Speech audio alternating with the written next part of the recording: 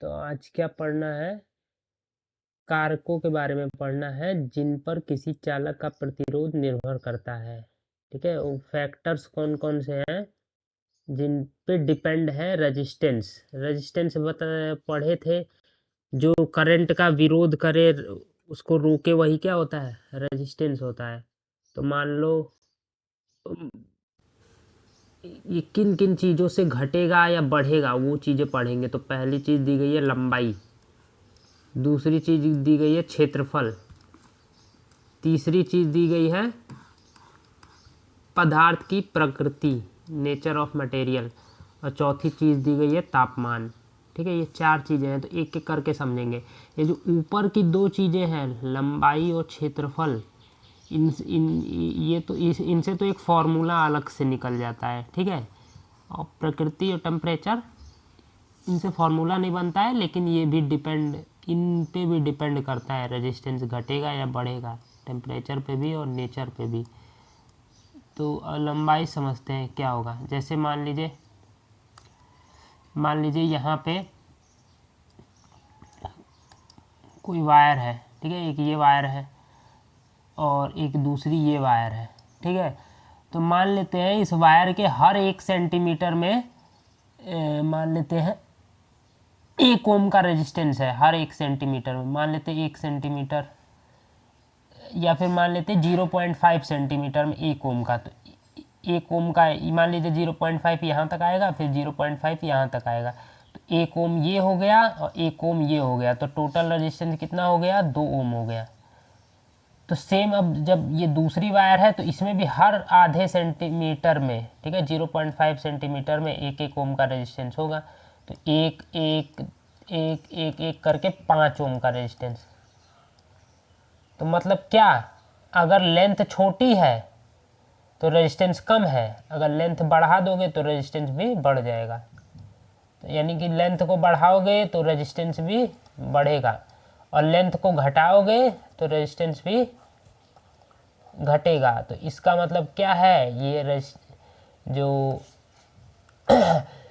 Resistance है वो length के डायरेक्टली प्रोपोर्शनल है। लिखा है ना, आर प्रोपोर्शनल टू एल, मतलब जो भी आपके वायर है या जिससे भी करंट को जाना है उसकी लंबाई के डायरेक्टली ये अनुपात में है, डायरेक्टली प्रोपोर्शन में है। मतलब कि अगर आप लंबाई बढ़ा दोगे वायर की, आप छोटा तार लोगे तो उसमें कम ही रेजिस्टेंस रहेगा, और उसी सेम तार को बढ़ा दोगे तो रेजिस्टेंस भी क्या हो जाएगा? बढ़ जाएगा। दूसरा आता है क्षेत्रफल। तो क्षेत्रफल में क्या चक्कर है कि क्षेत्रफल से यहाँ पे मतलब है जो आपका वायर होता है वो किस शेप में होता है? कुछ इस शेप में होता है। एक वायर एक स्फेयर के शेप में होता है ना। स्फेयर भी नहीं बोलेंगे उसको, मान सकते हैं, जैसे स्फेयर तो एक बॉल हो गई, बॉल के शेप में नहीं बोलेंगे। वायर एक जैसे क्यूबॉइड, सिलेंडर, सॉरी सिलेंडर, बेलन सुने हो ना, अब बेलन वाले फॉर्म में होता है, सिंपल। ठीक है, तो बेलन वाले फॉर्म में होता है, ये समझ जाओ। यहाँ पे ये बीच में क्या है, इसके वायर देखे होगे तो उसके ऊपर उसका कवर रहता है। हाँ, उसका कवर रहता है, अंदर क्या रहता है उसमें? एल्यूमिनियम का या फिर कॉपर का वायर, असली वायर रहता है। ऊपर से क्या है, उसको कवरिंग की प्लास्टिक का कवर रहता है उसके ऊपर, हर वायर के ऊपर, कि आपको छुए तो करंट ना लगे। तो अगर उसको देखोगे आप इस 3D व्यू में देखोगे, इधर से ऐसे देखोगे तो आपको लगेगा एक सीधी लाइन है, ऐसे देखोगे तो ऐसे दिखेगा, और अगर यहाँ से देखोगे, आगे से देखोगे तो आपको इसी शेप में वो दिखेगा कि नहीं? गोल शेप में है, लंबा सा सिलेंडर शेप में, सिलेंडी कर रहा हूँ।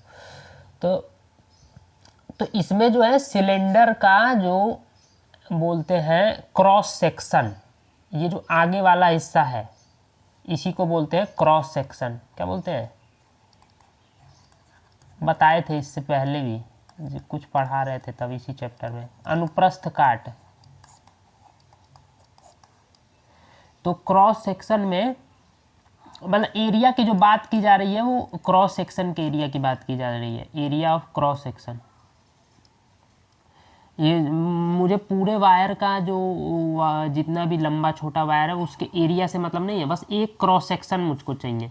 एक क्रॉस सेक्शन का मतलब क्या, मान लेते हैं कोई वायर है, ये कोई वायर है, यहाँ से आप काट दो वायर को, तो ये एक, जब इसको इधर से इधर वाले साइड व्यू से देखोगे तो आपको एक दिखेगा ना इस तरीके से सर्कुलर फॉर्म में सर्कल बना हुआ दिखेगा। अगर वायर का थोड़ा सा हिस्सा आगे से आपने कट किया और उसको जब साइड व्यू से फ्रंट से देखोगे तो आपको एक सर्कल ही ना दिखेगा, वही सर्कल मिल मिल के सिलेंडर बन गया ना, कई सारे सर्कल जोड़ दोगे तो सिलेंडर बन जाएगा। तो ये जो सर्कल है इसका एरिया, इस सर्कल का, इसी सर्कल को क्रॉस सेक्शन बोलते हैं, अनुप्रस्थ काट, मतलब काट मतलब वही काट देना आगे से, ठीक है, क्रॉस सेक्शन। तो उसके एरिया पे भी डिपेंड करता है, उसका एरिया कितना है, मतलब कि सिंपल समझ जाओ, मोटाई, तार की मोटाई पे डिपेंड करता है। अगर ये जो सर्कल है इसका एरिया बड़ा होगा तो तार मोटा होगा, और ये सर्कल का एरिया कम होगा तो तार पतला होगा। समझ में आ रहा है? ठीक। तो इसका मतलब है कि रेजिस्टेंस जो है, अब इसमें समझो एक वायर है कुछ इस तरीके का, इस तरीके लंबा सा है अंदर तक, पीछे तक, ये अंदर तक है, एक वायर है कुछ इतना मोटा अंदर तक है, ठीक है। होते हैं ना जो आपके पोल पे से लाइन खींच के आती है, वो थोड़ा मोटा वायर होता है, उसके जब काटोगे दो वायर निकलते हैं, दोनों वही सिलेंडर शेप में होते हैं। ऊपर से जो कवर होता है काला वाला, वो तो मान जाओ क्यूबॉइड शेप में होता है, घनाभ के आकृति का। लेकिन जब उसको काट दोगे, काले वाले को जब हटाओगे, तो जो दो वायर हैं वो किस में, सिलेंडर फॉर्म में होंगे, गोल गोल होंगे। और उसका भी जो लाल वाला है, काला वाला है, उसका भी जब कवर हटाओगे तो अंदर से एल्यूमिनियम का निकलेगा, सफ़ेद सफ़ेद वायर, मोटा सा, वो क्या होगा, मोटा होगा, ठीक है। और जब ये घर वाले तार हैं, इनमें हटाते हो तो कॉपर का निकलता है, पीला पीला टाइप का, और उसमें दो तीन कॉपर के पतले पतले तार रहते हैं, ठीक है, 2 3 4 5 रहेंगे, तो वो पतला होता है कॉपर वाला, और ये मोटा होता है। तो समझ रहे? तो इसका मतलब क्या है, जो पतला तार होगा, ठीक है, तो पतला तार में क्या हो जाएगा, रेजिस्टेंस जो है वो पतला है, उसका एरिया, रेजिस्टेंस उसी मोटाई में से ना आगे बढ़ेगा। ये मान लो यहाँ रेजिस्टेंस कह रहा हूँ, करंट इतनी ही ना उसको जगह है, यही ना जगह है, इसी में से आगे बढ़ेगा। और इस वाले केस में इसके पास इतनी ज़्यादा जगह है, तो करंट का मतलब क्या, इलेक्ट्रॉन्स का बढ़ना आगे। तो इलेक्ट्रॉन्स के लिए यहाँ पे तो इतनी ही जगह है अंदर घुस घुस के आगे तार में बढ़ने के लिए वायर में, और यहाँ पे इतनी ज़्यादा जगह है। तो किस में उसको दिक्कत होगी, इसमें दिक्कत होगी कि इसमें दिक्कत होगी? इसमें ना दिक्कत होगी। तो यानी अगर मोटाई कम है, यानी कि एरिया कम है, तो दिक्कत का मतलब क्या, रेजिस्टेंस। करंट को बहने में जो दिक्कत पैदा करे वही रेजिस्टेंस होता है, उसको रोके तो रेजिस्टेंस क्या हो जाएगा, ज़्यादा। एरिया कम, रेजिस्टेंस ज़्यादा। एरिया ज़्यादा है इसमें, इसके कंपैरिजन में ज़्यादा है ना, ज़्यादा है। इसमें क्या, इसके कंपैरिजन में दिक्कत बढ़ जाएगी और नहीं बढ़ेगी, कम हो जाएगी। इसमें उनको जगह मिल जाएगी आराम से, इलेक्ट्रॉन कोई इधर से निकल जाएगा, कोई इधर, सब सिकुड़ के जाएंगे। तो रेजिस्टेंस ज़्यादा है, इसका मतलब उन लोगों को ज़्यादा वोल्टेज चाहिए आगे पहुंचने के लिए, चलने के लिए, धक्का और चाहिए। वोल्टेज क्या होता है, धक्का होता है, बताए थे। तो एरिया बढ़ गया तो रेजिस्टेंस क्या हो जाएगा, कम हो जाएगा, है ना, मतलब दिक्कत कम हो जाएगी, इसमें दिक्कत ज़्यादा हो रही थी। तो इसका मतलब क्या है, इसमें जो है रेजिस्टेंस क्या है, इनवर्सली प्रोपोर्शनल है। तो रेजिस्टेंस को, एरिया को कहाँ लिखेंगे, नीचे। ऐसा जब केस बनता है तो हम बताए थे ना, इस एरिया को बढ़ाओगे तो रेजिस्टेंस क्या होगा, घटेगा, और एरिया को जब घटाओगे तो रेजिस्टेंस बढ़ेगा। तो यही चीज़ दी गई है यहाँ पे, resistance is inversely proportional to area. Inversely क्यों बोल रहे हैं, क्योंकि एरिया नीचे है, 1 के नीचे अपॉन में है। यहाँ पे लेंथ क्या थी, न्यूमरेटर में था, और यहाँ पे एरिया किस में है, डिनोमिनेटर में है। तो इसका मतलब क्या है, ये वाला बता चुके हैं, ऐसा केस होता है, ठीक। तो ये समझ में आ गया। अब तीसरा चीज़ क्या है, पदार्थ की प्रकृति, नेचर ऑफ मटेरियल भी डिपेंड करता है, उस पर भी रेजिस्टेंस डिपेंड करता है। जैसे कुछ मटेरियल है जिसमें रेजिस्टेंस बहुत ही कम होता है, जैसे कि सिल्वर जो होता है बहुत रेजिस्टेंस कम होता है, तो बहुत फ्रीली जो है मूवमेंट होता है इलेक्ट्रॉन्स का, तो इसीलिए इसको बोलते हैं सबसे अच्छा कंडक्टर, बेस्ट कंडक्टर इसको बोलते हैं। सबसे अच्छा सुचालक कौन है? सिल्वर है। उसी तरीके से जैसे वुड हो गया, तो वुड तो इंसुलेटर हो जाता है ना, क्यों? क्योंकि वुड के अंदर क्या हो जाता है, वुड का नेचर जो उसका जो मटेरियल है उसके अंदर बहुत ज़्यादा ही कुछ रेजिस्टेंस है, इतना ज़्यादा है कि करंट फ्लो ही नहीं हो पाता। तो यानी कि आपको उस पर भी डिपेंड करेगा नेचर ऑफ मटेरियल, मटेरियल है क्या। ज़्यादातर जो मेटल्स होते हैं वो क्या करते हैं, करंट को फ्लो होने देते हैं, और उसके अलावा जो चीज़ें बच गई इंसुलेटर में जो जो बताए थे वो करंट को फ्लो, ठीक। मेटल जो होते हैं वो अच्छे कंडक्टर होते हैं, और बाकी अदर चीज़ नॉन मेटल हो गए और बाकी चीज़ें हो गई वो क्या होते हैं, इंसुलेटर टाइप में ज़्यादातर चीज़ें वो आती हैं, कंडक्टर अच्छे नहीं होते हैं। ठीक है, ये कंडक्टर इंसुलेटर क्यों होती हैं चीज़ें, क्योंकि जिनका रेजिस्टेंस का बहुत ही नेग्लिजिबल रहेगा वो कंडक्टर में आ जाते हैं, और जिनका रेजिस्टेंस बहुत हाई रहेगा वो इंसुलेटर में आ जाते हैं। ठीक है, रेजिस्टेंस बढ़ेगा तो ऑब्वियसली करंट फ्लो होगा नहीं, तो वो इंसुलेटर ही हो जाएंगे। अब यहाँ पे पदार्थ की प्रकृति भी समझ आएगी, टेम्परेचर भी समझ लो।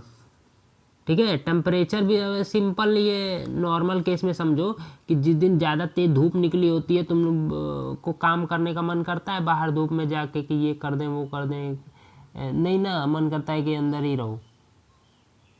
तो टेम्परेचर का भी सेम है, अगर वायर के अंदर टेम्परेचर बढ़ा हुआ है तो करंट को भी फ्लो होने में क्या होगी, दिक्कत होगी। ठीक है, और वायर का अगर जो टेम्परेचर है वो कम है तो करंट भी आसानी से फ्लो होगा। ठीक है, जैसे हम लोग को दिक्कत होती है गर्मी के धूप में बाहर निकल के घूमने में, उसी तरीके से करंट को भी दिक्कत होती है जब वायर का टेम्परेचर ज़्यादा है, वो भी यानी इलेक्ट्रॉन फ्लो नहीं कर पाते। तो यानी कि उससे भी कैसा रिलेशन है, डायरेक्टली प्रोपोर्शनल है। मतलब अगर टेम्परेचर बढ़ेगा तो रेजिस्टेंस भी तो बढ़ जाएगा, और टेम्परेचर घटा दोगे तो रेजिस्टेंस भी घट जाएगा। ठीक है, और रेजिस्टेंस एकदम दोनों इधर से भी देख सकते हो, यहाँ से यहाँ भी देख सकते हो, यहाँ से यहाँ भी देख सकते हो। जैसे मैं बोल रहा हूँ टेम्परेचर बढ़ गया तो रेजिस्टेंस भी बढ़ जाएगा। वायर का किसी तरीके से हीट कहीं से कर दिया, कहीं पे वो आग लग रही है, उसके पास में कोई वायर है, तो करंट को फिर दिक्कत होगी फ्लो होने में। या फिर टेम्परेचर कम है, नॉर्मल है, तो बहुत ज़्यादा गर्मी नहीं होती है तो तब भी रेजिस्टेंस बढ़ जाता है गर्मी के मौसम में वायर में, और टेम्परेचर कम है तो रेजिस्टेंस भी कम है। तो एक इस तरीके से आप देख रहे हो। एक दूसरे तरीके से इधर से भी देख सकते हो कि रेजिस्टेंस जब नहीं बढ़ जाता है वायर में, जैसे हम हीटिंग इफेक्ट में पढ़ेंगे कि जब जो ये टंगस्टन वाला जो बल्ब होता है, हीटर होता है, गीजर होता है, ये आपका जो बाकी चीज़ें होती हैं, ये आयरन जो होता है, इस्त्री जो होता है, इन सब में क्या होता है, वायर जो लगाए जाते हैं उसमें नाइक्रोम के, टंगस्टन के, ये रेजिस्टेंस इनका ज़्यादा होता है ना, रेजिस्टेंस ही ज़्यादा होता है, जिसकी वजह से वहाँ से जब करंट गुजरता है तो उस रेजिस्टेंस की वजह से क्या हो जाता है, बढ़े हुए रेजिस्टेंस की वजह से वहाँ पे हीट जनरेट हो जाती है। तो उसी हीट का हम लोग यूज कर लेते हैं हीटर में, उसी से खाना बना लेते हैं, इस्त्री यानी आयरन से प्रेस कर लेते हैं उसी हीट से, गीजर से वो गर्म पानी कर देता है। तो मतलब कि क्या है, या उल्टा समझो, रेजिस्टेंस हमने बढ़ाया इन सब के माध्यम से, तो टेम्परेचर भी क्या हो गया, बढ़ गया, और हीट जनरेट हो गई कि नहीं हो गई। तो दोनों तरीके से देख सकते हो। तो एक ये हो गया। अब देखो स्पेसिफिक रेजिस्टेंस एक टर्म आ रही है आगे। ठीक है, ये जो ऊपर हमने फॉर्मूला देखा था दो, उन्हीं से ये रिलेटेड है, इसको भी सिंपल समझ लो। देखो स्पेसिफिक रेजिस्टेंस क्या है, इसको रो से डिनोट करते हैं, किससे, रो से। तो पहले इसको छोड़ो, रो से डिनोट करते हैं वो छोड़ो, पहले फॉर्मूला 2 ऊपर पढ़े थे ना, आर प्रोपोर्शनल टू एल और R is inversely proportional to area यानी ए। ये दो फॉर्मूला थे। मैंने बोला जो अब इन दोनों फॉर्मूला को कंबाइन करो, ठीक है, कंबाइन 1 और 2। तो कंबाइन जब करेंगे तो आर क्या हो जाएगा, इक्वल्स टू, जब भी ये एल के बराबर एल और ऊपर रहेगा न्यूमरेटर में और ए रहेगा डिनोमिनेटर में, ठीक है। हमने ये जो साइन थे इन दोनों को हटा के क्या लगाया, इक्वल टू। जब भी आप ऐसा करोगे आगे फिजिक्स में, आगे भी जब भी पढ़ोगे 12th में, 11 12th में, तो जब भी ये प्रोपोर्शनल का साइन हटा के जब इक्वल टू का साइन लगाया जाता है तो यहाँ पे एक कांस्टेंट जोड़ा जाता है जिसको हिंदी में नियतांक बोलते हैं। हिंदी में बोलते हैं अनुक्रमानुपाती नियतांक, ठीक है। इसको बोलते हैं प्रोपोर्शनल, इंग्लिश में बोलते हैं प्रोपोर्शनल कांस्टेंट, ठीक। तो इस केस में यही प्रोपोर्शनल कांस्टेंट क्या होता है, रो। इसी रो को, इसको रो पढ़ते हैं वैसे, ठीक है, रो। इसी को बोलते हैं स्पेसिफिक रेजिस्टेंस। इसी को क्या बोलते हैं, रो को स्पेसिफिक। एक रेजिस्टेंस हो गई, एक हो गई स्पेसिफिक रेजिस्टेंस। इसी को विशिष्ट प्रतिरोध बोलते हैं, ठीक। अब ये विशिष्ट प्रतिरोध जो है यहाँ पे क्या बन गया, देखिए ये फॉर्मूला यहाँ पे बन गया R इक्वल्स टू, देखो यहाँ पे ये रो बना हुआ है L/A, यही नाम बताए थे, ठीक है। इससे पहले ये भी बना लेंगे, जैसे ये मैंने यहाँ पे लिखा नहीं, ये मैंने लिखा है ना R proportional to L, R proportional to 1/A। तो इसको कंबाइन जब करेंगे तो एक चीज़ ये भी बनेगी R प्रोपोर्शनल टू L/A। और उसके बाद ये जब प्रोपोर्शनल का साइन हटाएंगे तो R इक्वल्स टू L/A तो रहेगा ही रहेगा, रो जुड़ जाएगा। मतलब इस चीज़ को भी याद रखेंगे, पहले ऐसे कर लेंगे फिर ये इस तरीके से लिखेंगे। इसी को क्या बोलते हैं, रो एक नियतांक है जिसे विशिष्ट वैद्युत प्रतिरोधकता भी बोलते हैं, विशिष्ट प्रतिरोध भी बोलते हैं, और ये भी याद रखेंगे प्रतिरोधकता भी बोलते हैं। ज़्यादातर यही क्वेश्चन वगैरह में यूज होता है, प्रतिरोधकता। उसको प्रतिरोध बोलते हैं, रेजिस्टेंस, और इसको प्रतिरोधकता बोलते हैं, रजिस्टिविटी। रेजिस्टेंस उसको बोलते हैं, इसको रजिस्टिविटी बोलते हैं, ठीक है। तो इसको जो है ज़्यादा समझने की इसको ज़रूरत नहीं है, मतलब इसमें ज़्यादा डीप घुसने की ज़रूरत नहीं है कि ये होता क्या है, मतलब क्या चीज़ है। बस समझना हमको डीपली प्रतिरोध को है कि रेजिस्टेंस क्या होता है, ठीक है। ये जो है इस फॉर्मूला के थ्रू यहाँ पे आ गया है, ठीक है। जो चीज़ें होंगी बताने लायक इसमें मैं बता दूंगा, इसका क्या क्या यूज है। देखते हैं क्या क्या दिया है इसमें रजिस्टिविटी में। देखो अब रो को अब समझना पड़ेगा डिटेल में ही। देखो रेजिस्टेंस जो था, रेजिस्टेंस देखो दोनों में अंतर समझ लो क्या है। रेजिस्टेंस एक है और एक है स्पेसिफिक रेजिस्टेंस, या फिर इसी को रजिस्टिविटी बोलते हैं। दोनों में अंतर ये है कि ये जो है रेजिस्टेंस, ये एक एक्सटर्नल प्रॉपर्टी है, ये एक्सटर्नल प्रॉपर्टी है, और ये जो है इंटरनल प्रॉपर्टी है, मतलब आंतरिक गुण है ये रजिस्टिविटी। कैसे अभी बता रहा हूँ। जैसे ये जब फॉर्मूला को हम शिफ्ट करेंगे, जैसे फॉर्मूला हमारा बना था R equals to row L/A, यही बना था। अब मैं क्या करता हूँ, रो को इधर ही रहने देता हूँ, R को यहीं रहने देता हूँ, A को इधर लेके आ गया ऊपर और L को नीचे, ठीक है। तो अब देखो रो कैसे कैसे प्रोपोर्शनल है। ये R को तो हटा दो, ख़त्म करो। रो ए से डायरेक्टली प्रोपोर्शनल दिख रहा है, ऊपर ऊपर है दोनों, और लेंथ से इन्वर्सली प्रोपोर्शनल दिख रहा है, ठीक है।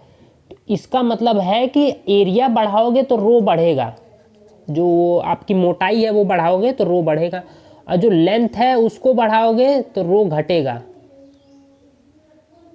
लेंथ बढ़ाने पे क्या होगा, रो घटेगा। तो इसका मतलब क्या है, हर एक जो एल्यूमिनियम का वायर का हर एक लेंथ में,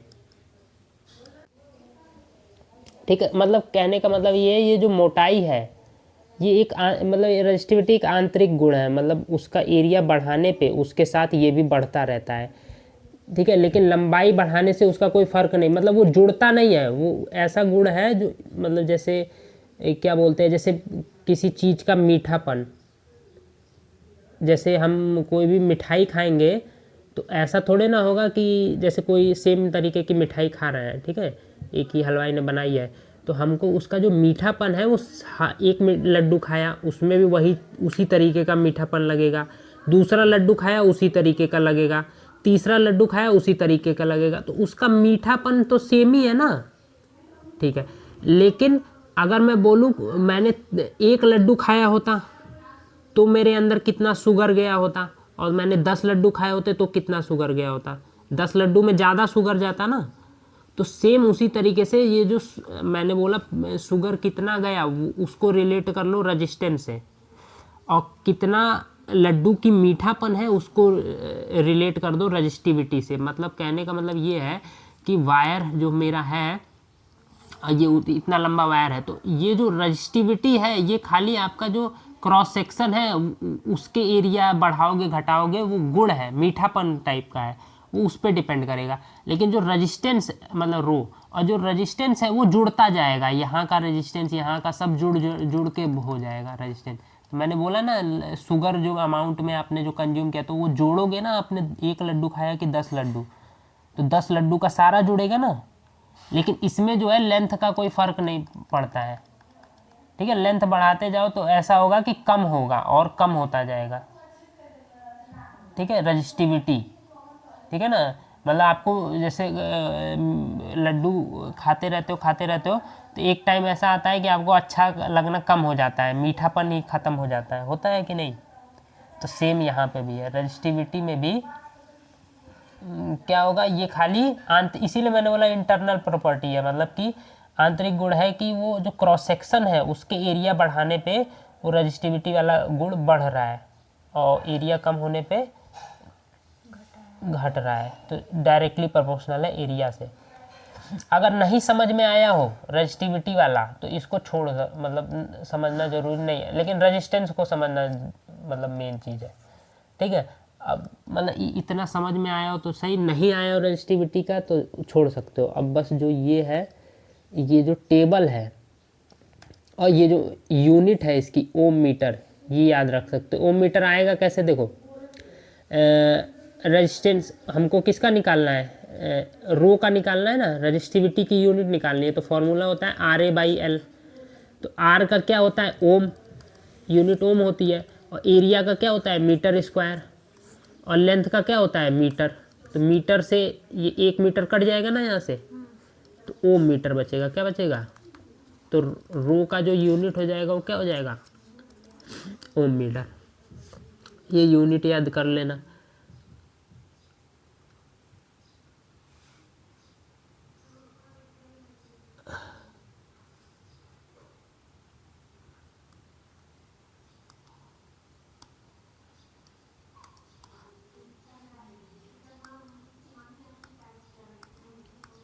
हाँ अब आ जाओ आगे, कहाँ गया यार नेक्स्ट।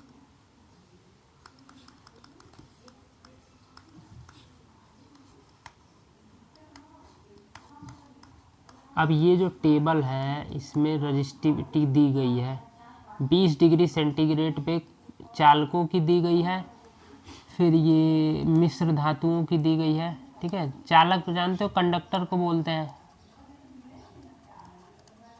और मिश्र धातुएं अलॉय को बोलते हैं। मिश्र मतलब 2-3 मेटल मिला के कोई चीज़ बना जाए तो उसको मिश्र धातु, और विद्युत रोधी इंसुलेटर को बोलते हैं, ठीक है। तो ये रजिस्टिविटी क्या है, देखो इसमें और कम है, सबसे कम किस में है, विद्युत रोधी में, और सबसे ज़्यादा किस में है, कंडक्टर में। क्यों, क्योंकि रजिस्टिविटी उल्टी रिलेशन में है, किसके साथ, रजिस्टेंस के साथ। अगर यहाँ पे रजिस्टिविटी कम है तो इसका मतलब रजिस्टेंस ज़्यादा होगा, और रजिस्टेंस ज़्यादा होगा तभी तो ये इंसुलेटर है, तभी ना करंट को फ्लो नहीं होने दे रहा है। और इसमें रजिस्टिविटी ज़्यादा है तो इसका मतलब रजिस्टेंस कम होगा, उल्टा रिलेशन है, ये भी ध्यान रखेंगे, रेजिस्टेंस और रेजिस्टिविटी का उल्टा रिलेशन।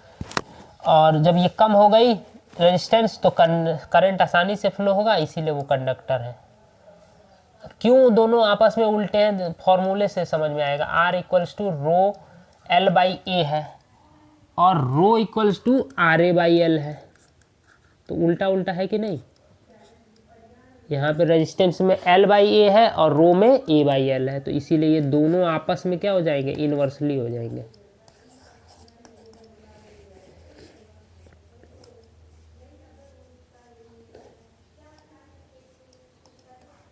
ठीक, अब ये क्वेश्चन है, ये देख सकते हो। और उसके बाद है कल पढ़ेंगे उसका ओम का नियम पढ़ेंगे। ठीक।